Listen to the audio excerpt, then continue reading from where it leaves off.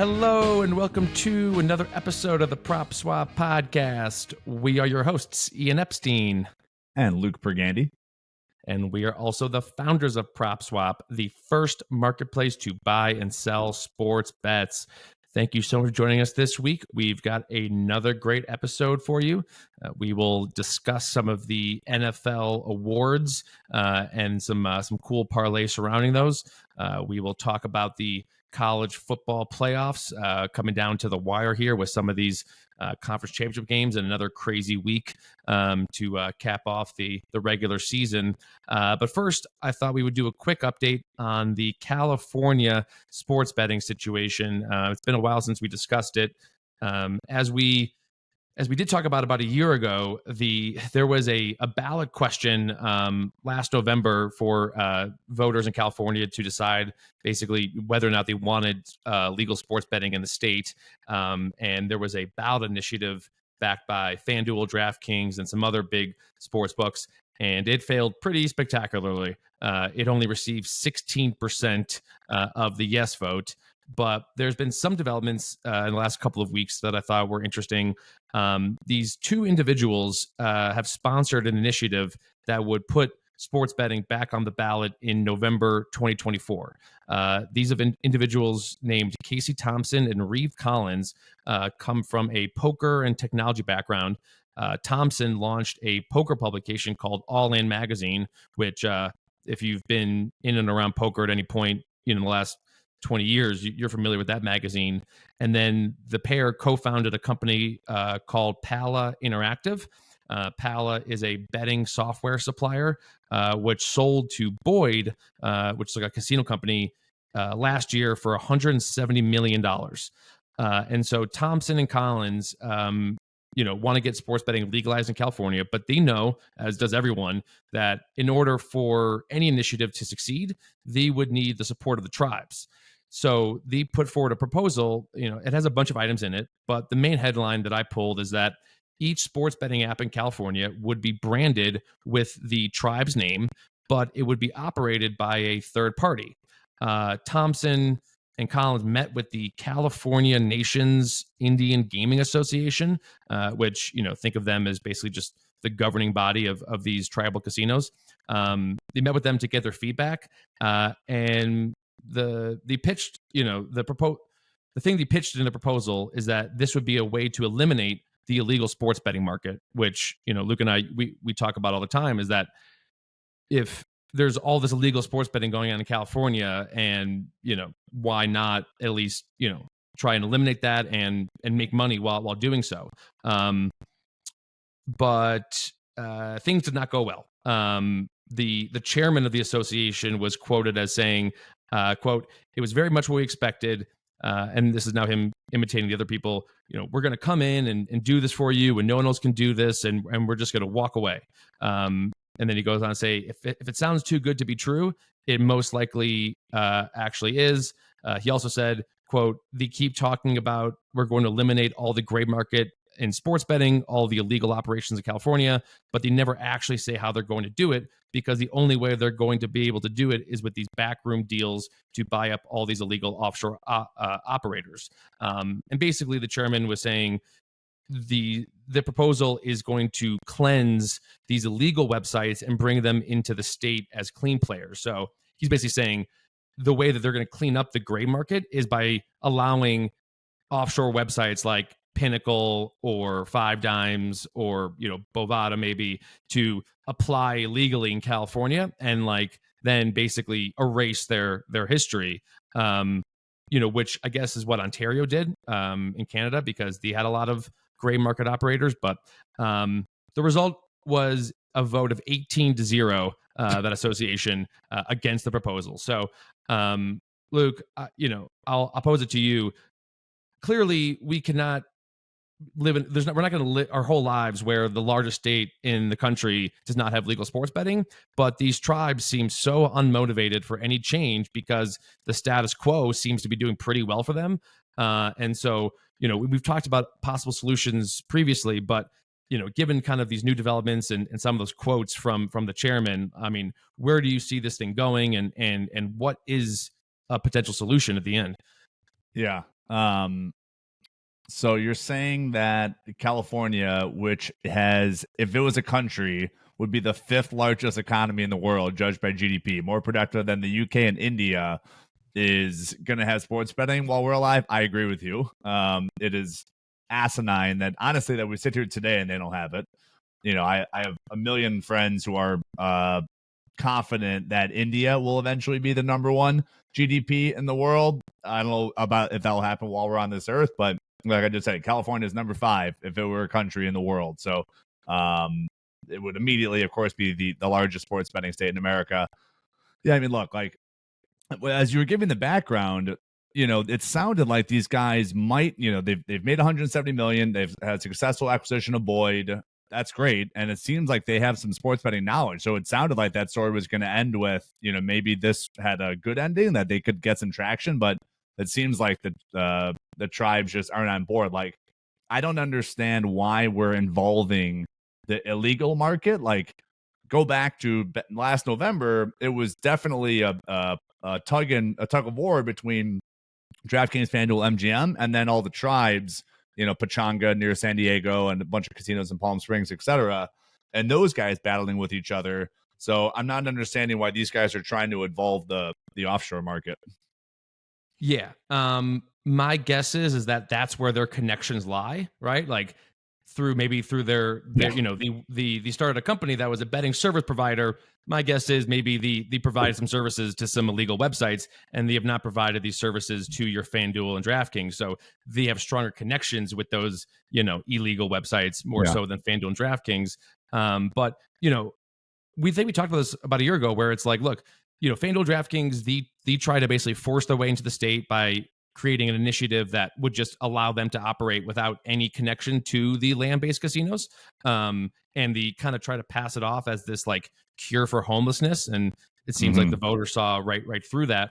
So, but we kind of agreed though that like, if this is going to happen, it's got to be branded with the tribal casinos. And, they probably don't want to be or don't have the experience to be in the sports betting business. So it should be a Pachanga app, but really ran by someone else. But one of my takeaways here is just how they just seem so against any sort of quote unquote outsider. And when I say outsider, that means anyone who's not, part of one of these tribes, any outsider coming in and trying to give them advice or say they can help, or because they just kind of have this feeling of any outsider is there for their gain, like the outsider's gain, and not here to help us. But like, you can't just like keep shutting down all these, if you don't want anyone's help, right? You want to do it yourself. Well, then go and do it. Like they were a year ago, they were much more concerned with making sure the FanDuel and DraftKings initiative didn't pass versus passing their own initiative, which was also on the ballot, right? And so I'm not sure if you've run into this anywhere else, Luke, in your line of work, but this feeling of, don't tell us what to do. We know more than you. Any change is bad, and status quo is good, right? And so you're referring to cash out versus PropSwap by chance? Maybe, let's just say sports betting in other countries and continents, the people there seem to maybe have a similar view of the sports betting world. But yeah, just sticking in California, I mean, I don't see what is going to have to happen. I mean, my guess is FanDuel and DraftKings were just so sick, like they need to take a little cooling off period. So maybe it will be FanDuel and DraftKings at a later point in time, once both parties have kind of cooled off. But these guys act like they're like the Godfather, and like you had to come to them, with just an absolute offer, an offer that they can't refuse, kind of, and let them be the boss. Yeah. I asked a California lobbyist why the number just can't go higher from FanDuel or DraftKings, that they would just guarantee. So how it works in Illinois, just as a large states example. So Circa pays Full House Resorts, which is an operator of a casino outside of Chicago. It's about an hour north of Chicago. Circa pays around $5 million a year to Full House Resorts, the operator of the Chicago casino, to operate a sports book.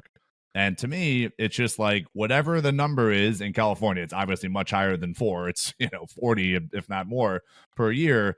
That DraftKings or FanDuel, an online sportsbook, wants to pay a Pachanga or Saquon. These are casinos in California. Whatever the number is, go higher. And the lobbyist is like, yeah, but like then that's going to make the other states mad of like at DraftKings or FanDuel that like in Illinois, let's say Circa pays 40, then the Illinois casino is like, whoa, like we should ask for 40. And it just kind of throws off that relationship, was his answer to why the sportsbooks can't go way, way higher than they're currently going. You're saying it sets a bad precedent for the other states. That was his answer. And in New York, the former governor Cuomo was, famously said, I don't want the tax revenue, I want the revenue, right? And they have a 51% tax rate in New York that every sports book admits they lose money, but they still do it. And so, that's the other thing too, is here is like the state of California also has to get their cut, right? So the tribes want their cut, the state wants their cut, and then, the sports books, got them. It's a business at the end of the day. You still got to make some money. But, just to wrap this up, if this proposal that is clearly not going to really make any headway, but in it would have said that sports betting would start go live earliest like September 2025, right? Because it would have to pass in the 2024 ballot and then figure it all out. And if this doesn't pass, I mean that means we are looking at 2026 and beyond. So not a great situation. Seriously, so short-sighted. It's greed. It's short-sighted. It's arrogance, kind of like you were alluding to, and it's a total missed opportunity. So in the meantime, all the Californians will just keep betting illegally, and there's no regulation. There's no tax is collected, and everyone gets nothing. Yeah, or you can purchase tickets on PropSwap. But all right, moving on to where sports betting actually exists. Want to talk a little NFL Awards parlays. So interesting sale that occurred last week. After week 1, a PropSwap customer placed a $5 3-leg parlay on the following: Jalen Hurts to win MVP, Tyreek Hill to win Offensive Player of the Year, and Dan Campbell to win Coach of the Year. If the ticket wins, it will collect $3,825. So that was odds of 764 to 1 on that ticket. Last week, the customer sold it for $300. So that's a 59x return for the seller and odds of 12 to 1 for the buyer. As we sit here today, Luke, each of those guys are the favorite for their respective award. Hurts is plus 150 for MVP. Tyreek Hill is minus 110 for Offensive Player of the Year, and Dan Campbell is plus 175 for Coach of the Year. All three are the current favorites. There are still 6 weeks remaining in the season, but would you be nervous about any of those legs, or is this ticket close to a lock? Yes. The two, I'll go. The one I'm most nervous about is Tyreek Hill to win Offensive Player of the Year. I think McCaffrey wins that. I think McCaffrey is more important to the Niners offense than Tyreek Hill is to the Dolphins, and both are having incredible years. But I just think on a relative basis, Christian McCaffrey just does more for that team. He's obviously a running back and catches out of the backfield as well. So I would lean McCaffrey. And I still I don't understand the Dan Campbell Coach of the Year thing. Like, the way I understand Coach of the Year is how much of an improvement did you go from last year to this year? And then also, that's factor number one in my view. Factor number two is how much did you outperform your roster, right? Like, is your roster like the Eagles, for example? The Eagles roster is absolutely loaded from top to bottom. So like Nick Sirianni, in my opinion, should not be winning Coach of the Year. Like, he's not doing a good coaching job. But like, to me, DeMeco Ryans is like, turning a basket of lemons into lemonade with, a roster that everyone thought was their win total was like 4.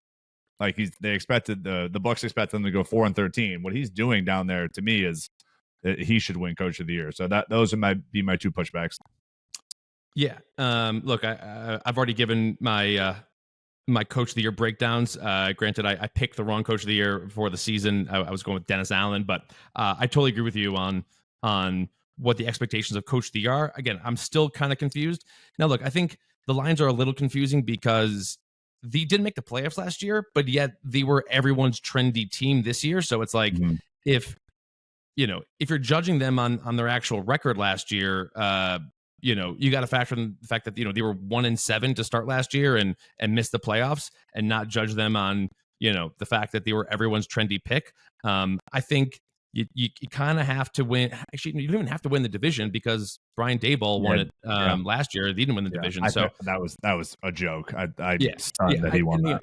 I think Nick Sirianni should have won it last year, but I think that ship may have sailed for him. But totally agree with what you said about D'Amico Ryans, and then we'll get into a little Eagles talk and stake or swap, but I think the Hurts number also is a little high right now, plus 150. I mean, I think his numbers get incredibly inflated with these goal line sneaks. His like touchdown numbers. So,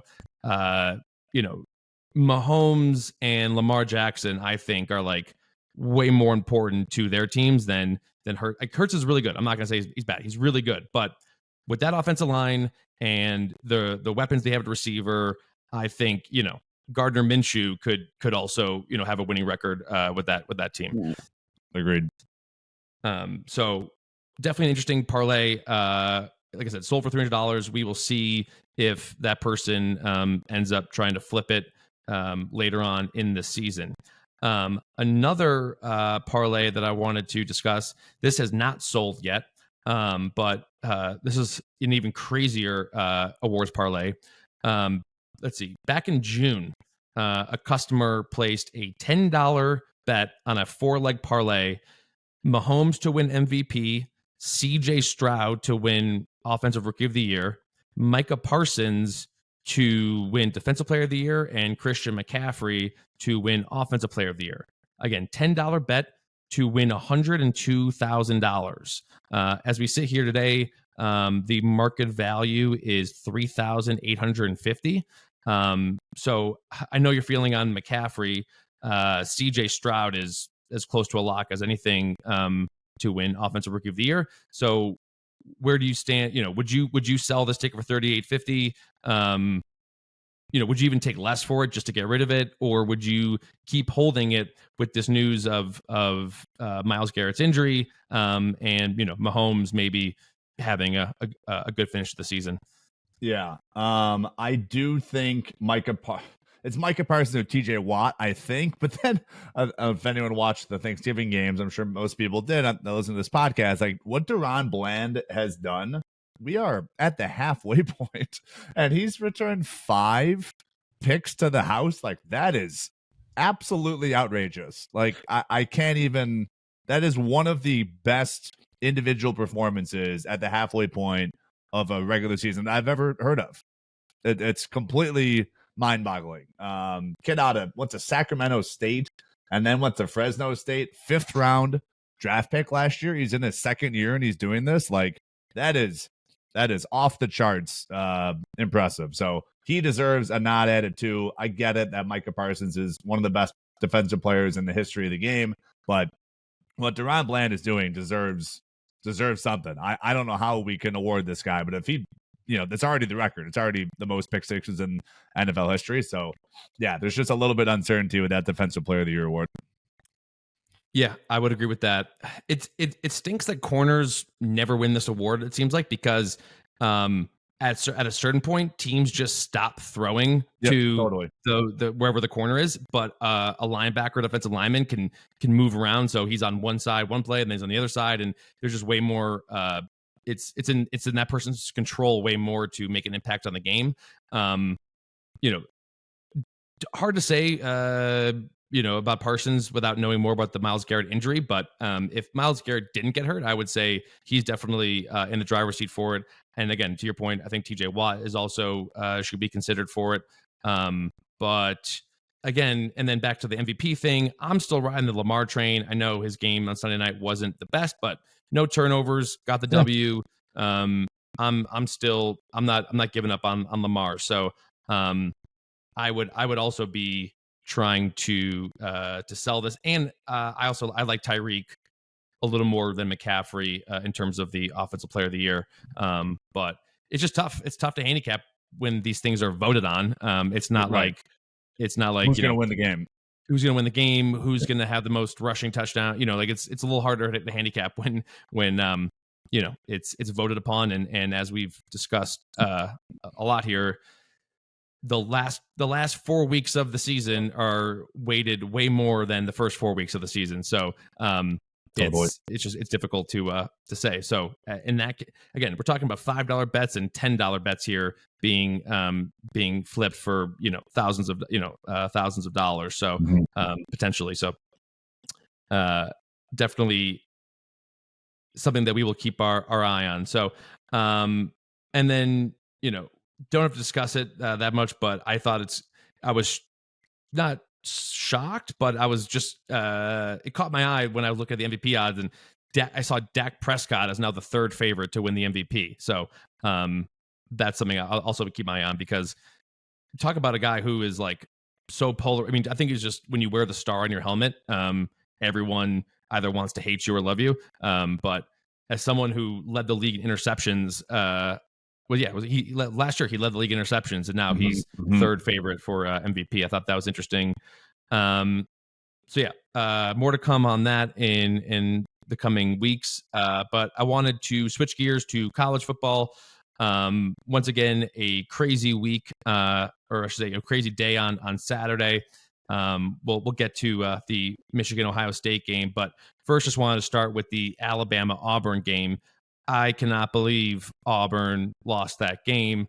Who they were like, Auburn only rushed 2. I'm like, they rushed no one. If you watch that replay, I mean, there's 2 guys on the line of scrimmage, sure, but like they're just like standing there, like, and so I mean, the guy, Milrow had all day to throw. Still, he had to make that throw, and Bond had to make that catch. So kudos to them, but that would have changed the playoff scenarios tremendously. But even still, because Alabama barely won that game, I think that will definitely be counted against them. But there was an interesting or a fantastic cash out. I don't know, Luke, what was that cash out that we saw in the Auburn game?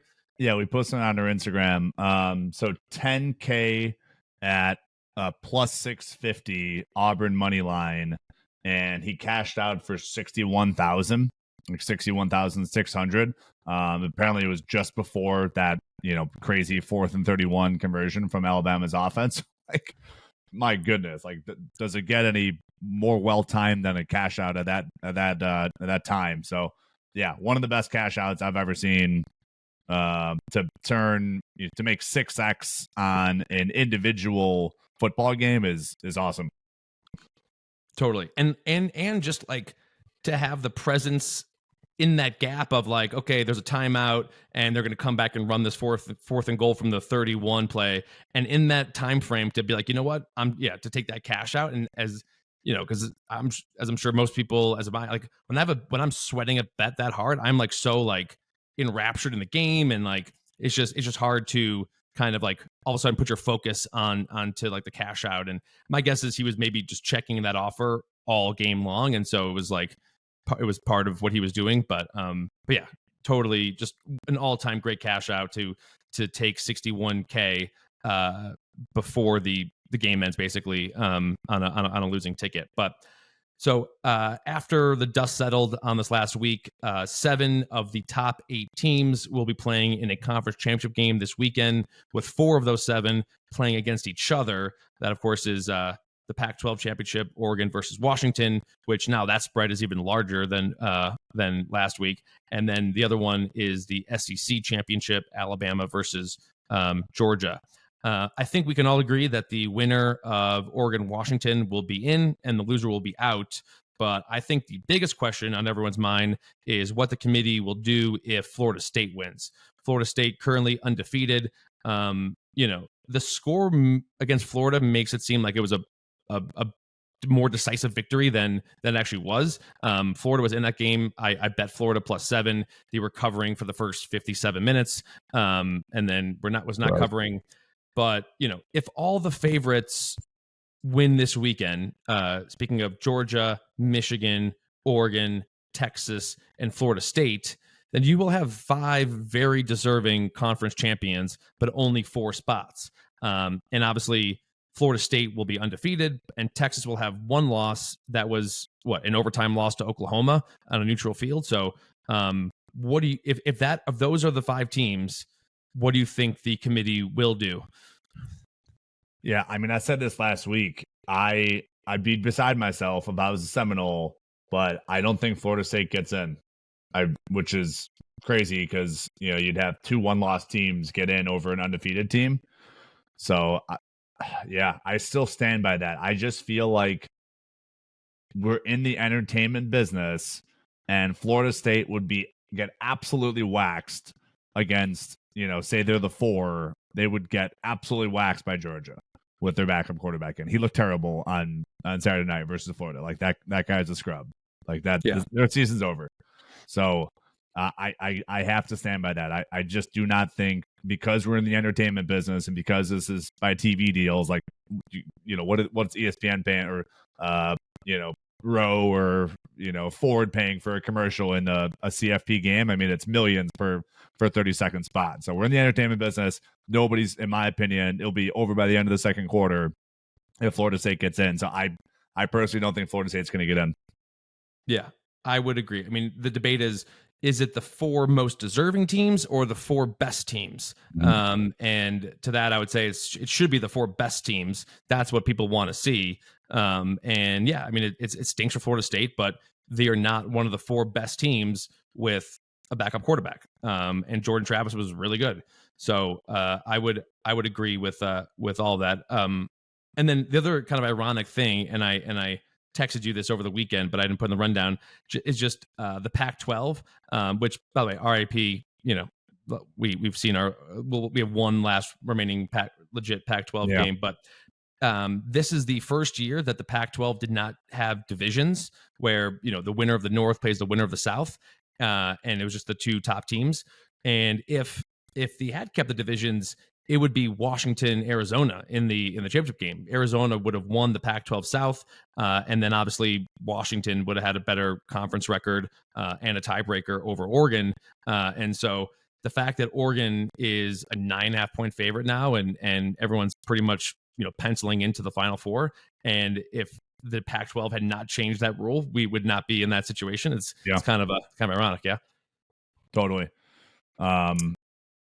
Yeah, Oregon's probably going to win, but I don't know. I watched Michael Penix is amazing. So, big players come out in big games. He's pushing for the Heisman. So we'll see. I mean, that's going to be a great game Friday night. Of course, Bama, Georgia on Saturday, both 2 of the best games of the year. Yeah. And then the other game from Saturday was, of course, the Ohio State-Michigan game, which I believe I had. Michigan, 3 straight wins. But, won't talk too much about that game, but that does lead into our trivia question for this week, or as I like to call it, Luke Learns. Saturday's Ohio State-Michigan game attracted the 2nd most money wagered on a college football game this year at Caesars Sportsbook. The 2nd most handle on a college football game this year. Which college football game do you think had the most money wagered at Caesars this season? Texas, Alabama? No. Colorado, Oregon. Colorado, Oregon, wow. If you recall, was the peak of the Colorado hype train. Yeah. And then to say that train got derailed during that game would be an understatement. And now I believe Colorado is not going to be bowl eligible after that 3-0 start. But yeah, crazy to think that was the highest handle game, college football game this season at Caesars. Hat tip to our friend David Purdom for that tidbit. Yeah, like we were talking Shedeur Sanders Heisman, not we, but just like the sports betting community was Shedeur Sanders Heisman. We sold a ticket on Shedeur Sanders to win the Heisman. Colorado National Championship, here we come, and they just got destroyed the last 6 games of the season. So it's sports is a cyclical and week to week season. Yeah, and as they say, it's a saying in the NFL. defensive coaches get paid to watch film too, right? So I think they took a lot of people by surprise. Maybe they were slept on, but at a certain point, when you get enough tape on there, and I mean, I remember watching that Colorado State game, until midnight or whatever, and Colorado State was just running crossing routes all over them, crossing routes. So I mean, you play enough games, enough film, gets put out there. You start to learn. So but look, I think Colorado. I was going to say, just last one about Colorado. Honestly, if you look at the guys they beat, so they beat TCU and Nebraska, right? And like TCU, they had like 6 losses this year. Like they stunk. So, yes, they came off the national championship in January. Fast forward to September, where you're 8 months later, they went to the national championship, got destroyed in the national championship. I think that gave some false validation of Colorado. Well, look, I mean, I think these should be judged off of their preseason win total. Their preseason win total was 3.5, and that was probably even higher than it should be because of public money. And they beat that win total. So if you're gonna, I think Vegas sets a pretty fair line. If their expected wins was, basically 3, and they exceeded that, then you could say they exceed expectations. I think people got a little too excited and a little ahead of themselves when they were 3-0, and the goalpost might have gotten moved on them a little bit. But I think they exceeded expectations, and I think you'd be crazy to think that they're not going to keep recruiting and building off of this success. So I think all in all, it was a successful year for Colorado, and I think they'll be back next year with probably a better team. But all right, speaking of better and worse teams, it's time to talk a little futures action coming up here in Stake or Swap.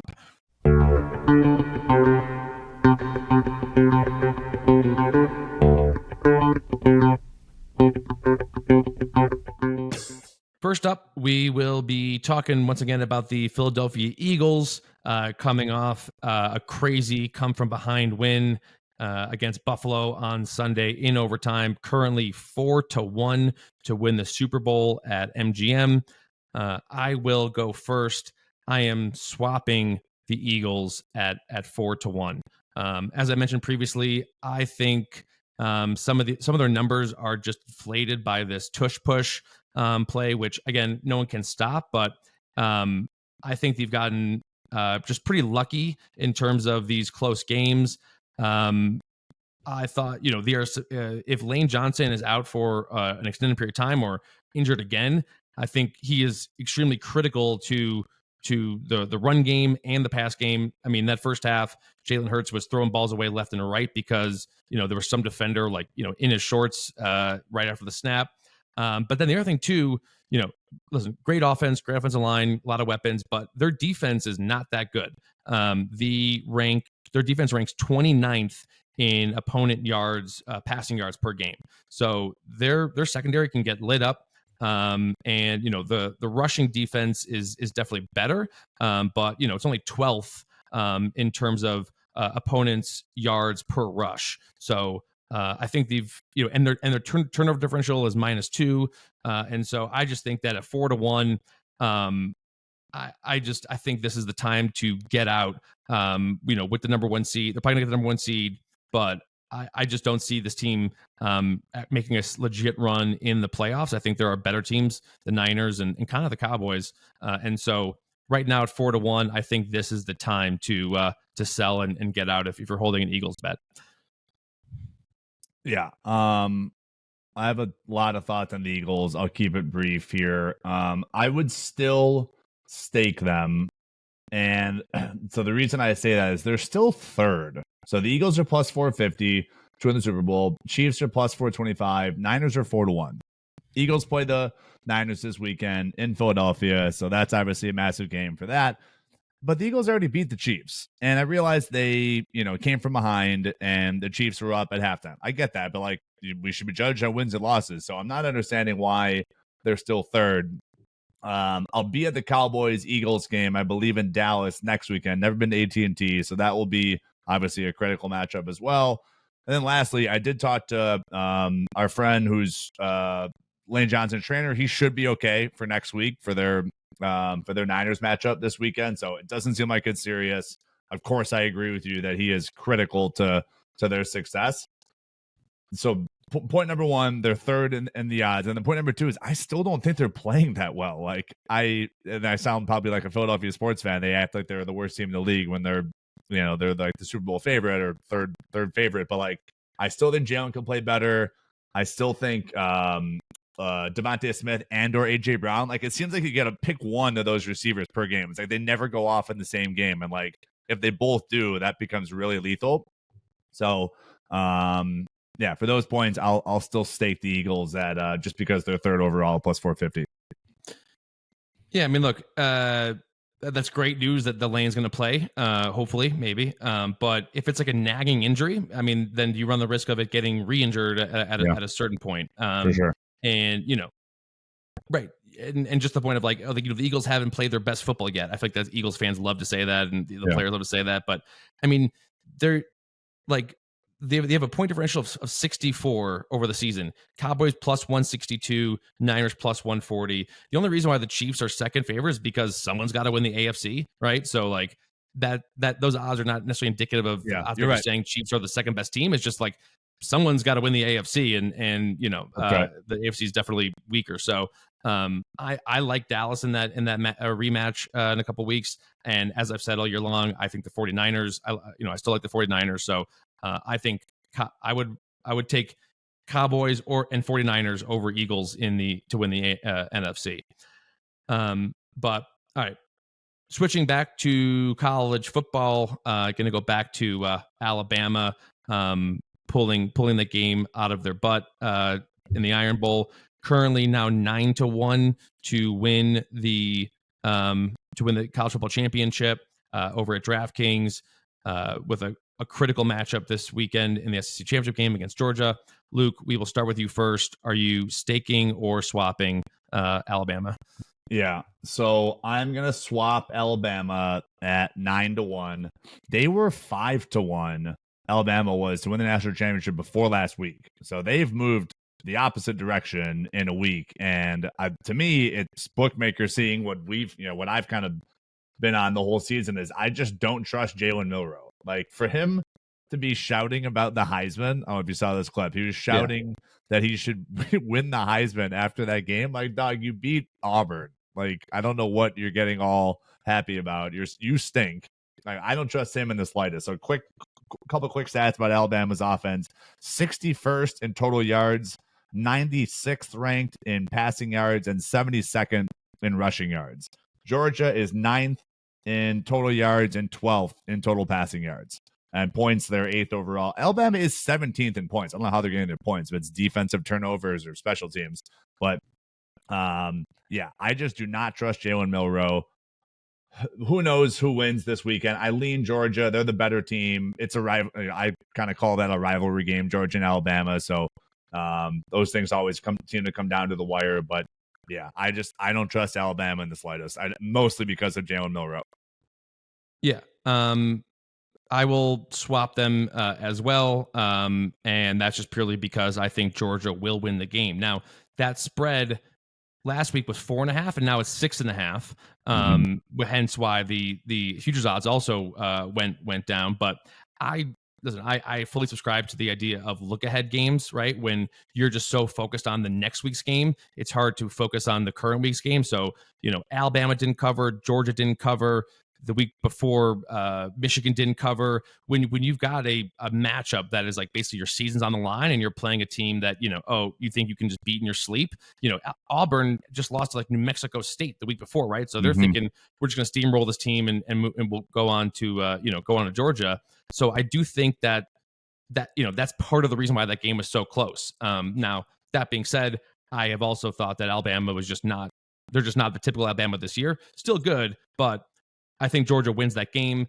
If that line gets to 7, I still may bet Alabama plus 7, but I think Georgia wins the game, and therefore we will not be discussing, should Alabama be in or out come next week. So for those reasons, I agree with you. I will be swapping Alabama as well. But that will do it for this week's episode. Make sure to enjoy the games this week. We got some great college, great NFL. Make sure to be checking out PropSwap.com for straight bets, parlays, futures. But thank you for listening. Please make sure to subscribe, leave a rating, and we will talk to you next week.